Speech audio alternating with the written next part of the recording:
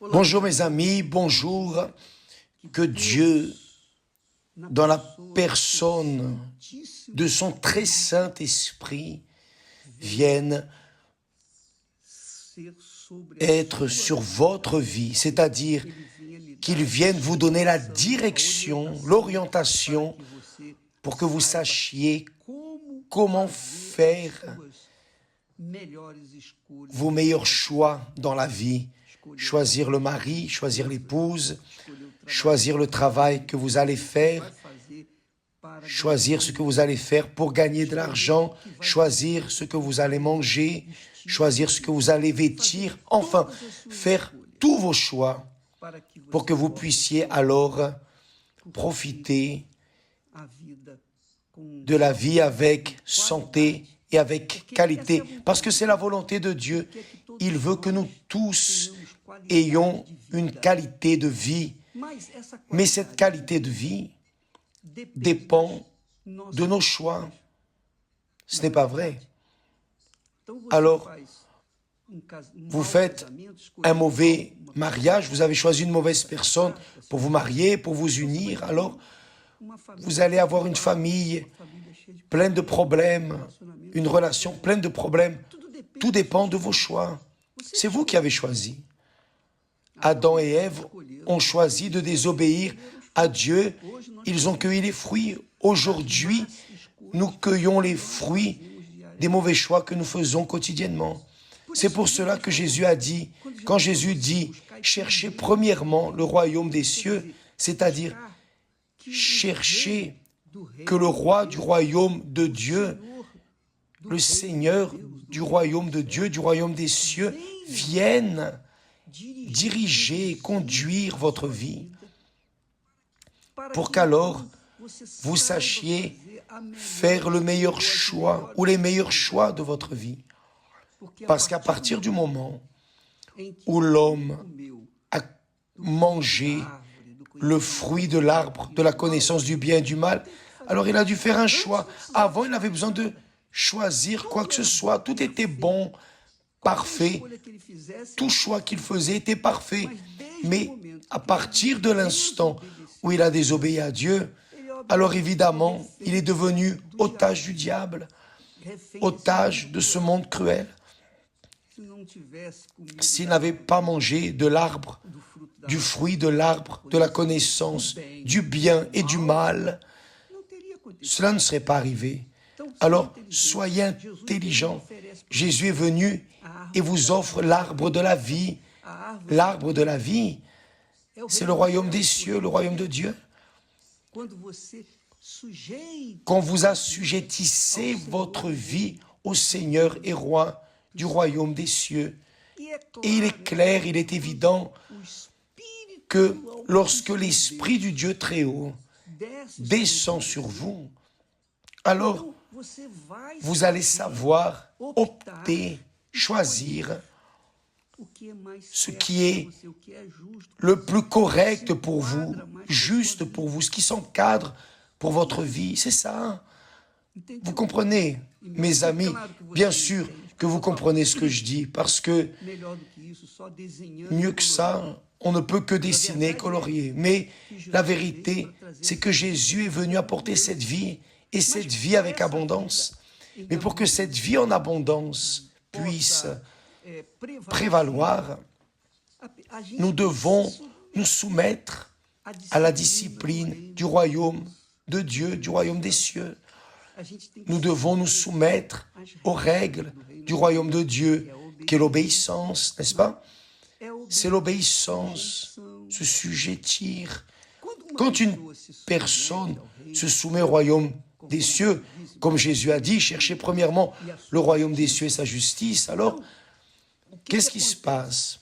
L'Esprit de Dieu descend sur elle, fait son habitation dans sa vie, dans son corps, dans sa tête, et dirige alors son âme au vert pâturage. Alors elle devient la propre bénédiction. Elle ne reste pas à courir derrière les bénédictions. Elle est la propre bénédiction. Et quand elle est la propre bénédiction, elle n'a pas besoin de demander, s'il vous plaît, priez pour moi, s'il vous plaît, qu'est-ce que je fais? Enlevez-moi ce doute. Quand la personne reçoit le Saint-Esprit, elle ne vit pas dans les doutes. Le Saint-Esprit élimine les doutes parce qu'il est l'esprit de l'autel. Il est l'esprit de la foi. Il est l'esprit de l'assurance. Il est l'esprit de Dieu. Il est l'esprit du Seigneur Jésus. Il a dirigé Jésus, il a conduit Jésus. Chaque pas de Jésus était conduit en accord avec le Saint-Esprit. C'est le Saint-Esprit qui a mené Jésus au désert. Vous pouvez imaginer, le Saint-Esprit a guidé Jésus durant tout le temps. C'est pour cela qu'il a vaincu la mort. Il a tout vaincu. Il a vaincu le diable, vaincu la mort. Il a tout vaincu. Il a vaincu le monde. Et aujourd'hui, il est assis à la droite du Père Tout-Puissant. Et pour ne pas perdre ses disciples, ceux qui le suivent, il a envoyé son esprit. Oh, maintenant tu guides mes disciples, s'il te plaît, parce que je vais les attendre ici. Alors, mes amis, soyez intelligents dans la foi. Utilisez votre intelligence. N'utilisez pas votre cœur, non. N'utilisez pas le cœur. N'utilisez pas votre âme pour décider. Non, utilisez votre esprit conduit par l'Esprit de Dieu. Vous comprenez? Alors, dans les églises, d'une forme générale, dans le monde entier, y compris à l'Église universelle, il y a ces personnes qui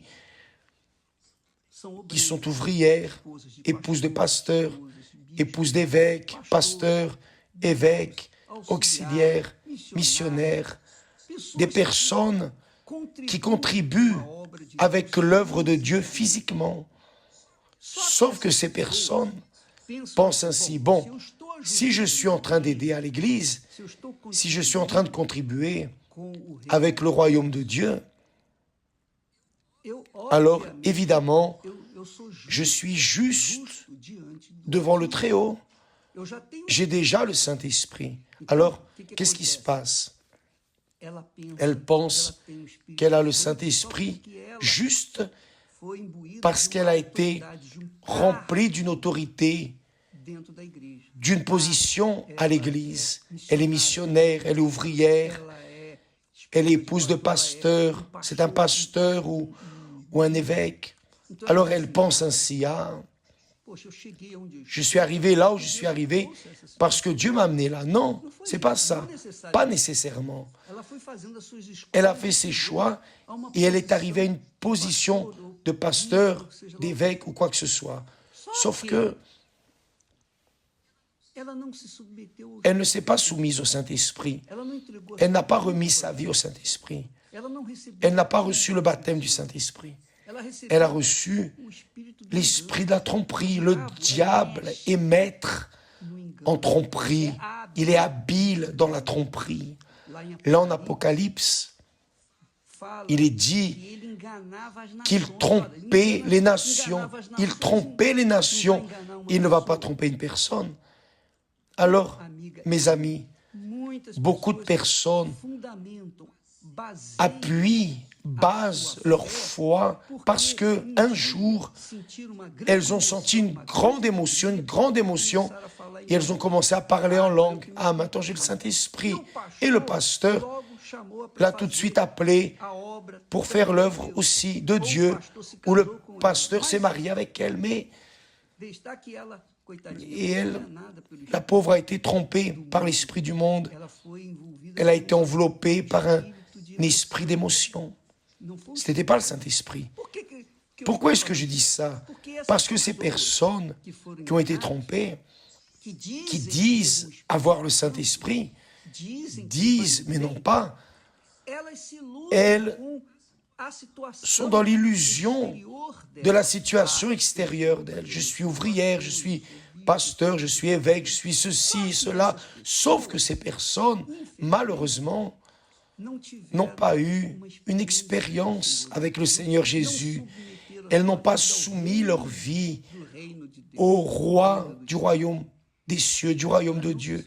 Elles ne se sont pas soumises à 100%. Elles se sont données à moitié, plus ou moins. Et il est clair, elles ont été trompées. Le diable a vu qu'elles n'ont pas tout donné, alors il prend le reste et il commence à habiter dans cette vie et cette personne commence à faire l'œuvre de Dieu. Cependant, cette œuvre, c'est aussi à moitié. Et elle, sa vie personnelle, est un désastre. C'est un désastre. Pourquoi? Parce qu'elle essaie d'aider les autres, mais elle-même est dépressive, est vide. Tout ce qu'elle fait va en arrière.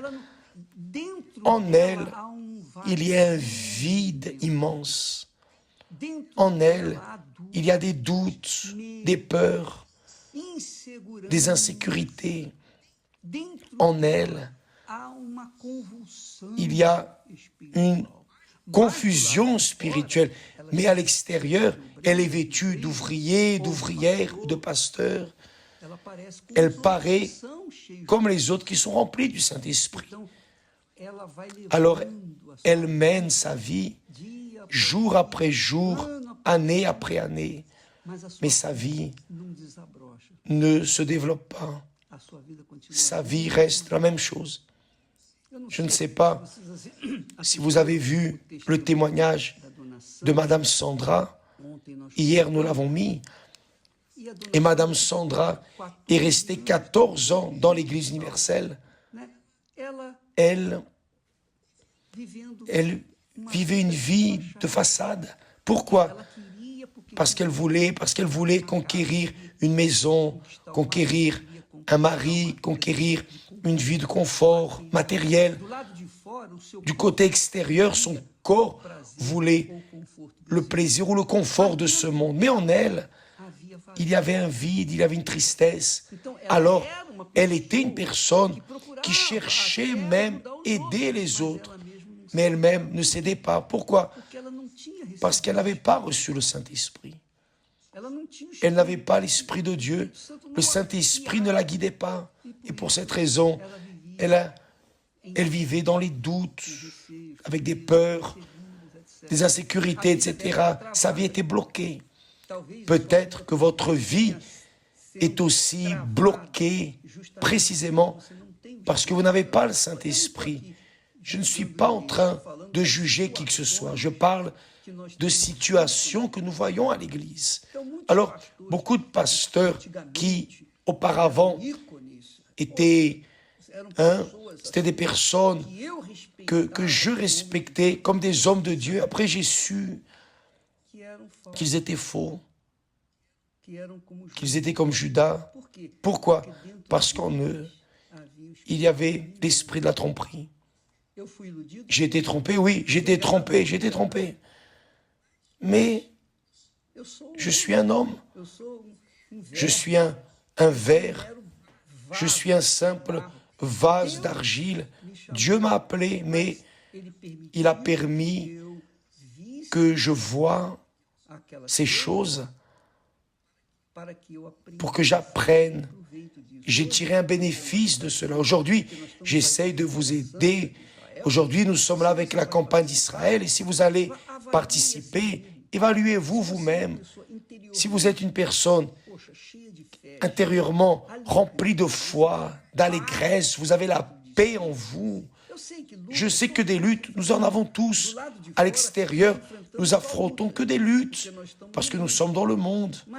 Mais en nous, à cause du royaume de Dieu, à cause du royaume du roi des cieux, nous avons la paix et nous avons la joie en nous. Si cela n'est pas ce qui vous arrive, alors vous devez faire la campagne d'Israël, tourner pour recevoir le don des dons, le meilleur que Dieu a pour vous, c'est le Saint-Esprit. Vous avez déjà pensé avoir l'Esprit du Très-Haut en vous? C'est une gloire. Je ne peux pas dire comment c'est, parce qu'il n'y a pas de mots qui puissent expliquer cette grandeur. Mais au moment des difficultés, des tribulations, dans les afflictions, il ne sort pas de notre intérieur, il ne nous laisse pas seuls. Non, il réconforte, il console, il fortifie. Alors, nous avons une assurance dans les moments difficiles que j'ai passés. Mon Dieu, le Saint-Esprit n'a jamais cessé de m'appuyer, de me donner des forces, de me réconforter, de me consoler. Maintenant, si je n'avais pas le Saint-Esprit, certainement que j'aurais succombé, je serais mort parce que je n'aurais pas supporté. C'est très fort. Alors, mes amis, cherchez et recevez le Saint-Esprit.